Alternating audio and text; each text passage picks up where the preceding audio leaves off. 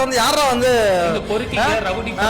Rowdy பையெல்லாம் வச்சு நீ படம் எடுப்ப நீ அப்படி இப்படி சொல்லிட்டு நான் பயந்துட்டேன்னா அந்த மனுஷன் எவ்வளவு சாதாரணமா இருக்கானா இப்படி கத்தி இது பண்ணி பேசுறாரு. பயந்துட்டேன் சீரியஸா.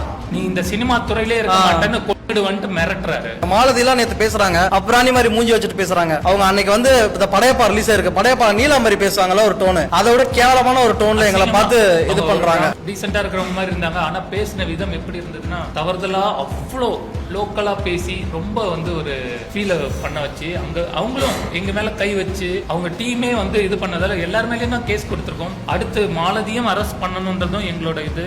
உதயநிதி ஸ்டாலின் இதெல்லாம் பார்த்துட்டு இல்லாம இருப்பாரு நீங்க நினைச்சிட்டு இருக்கீங்களா? நஷ்ட ஈடு எல்லாம் இருக்கும். என்ன டிஎம்கே கார மாதிரி போர்ட்ரேட் பண்றீங்க? எந்த ஒரு இதுலயும் இல்ல. நம்ம கட்சியிலுமே கிடையாது. மீடியாஸ் வந்து என்ன பேசுறாங்கன்னா டிஎம்கே ஆள் வந்து செட் பண்ணிருப்பாங்க. அறிவு இருந்தா சவுக்கு சங்கர் செட் பண்ணிருப்பாங்கன்னா செட் பண்ணிருக்கலாம், ஓகே நல்லது. ட்விட்டர்ல போட சொல்லி அவங்கள ஒன்னு செட் பண்ணாங்க. இந்த மாதிரி எங் படத்தை பத்தி தவறுதலா பேச சொல்லி எவன் உனக்கு செட் பண்ணது?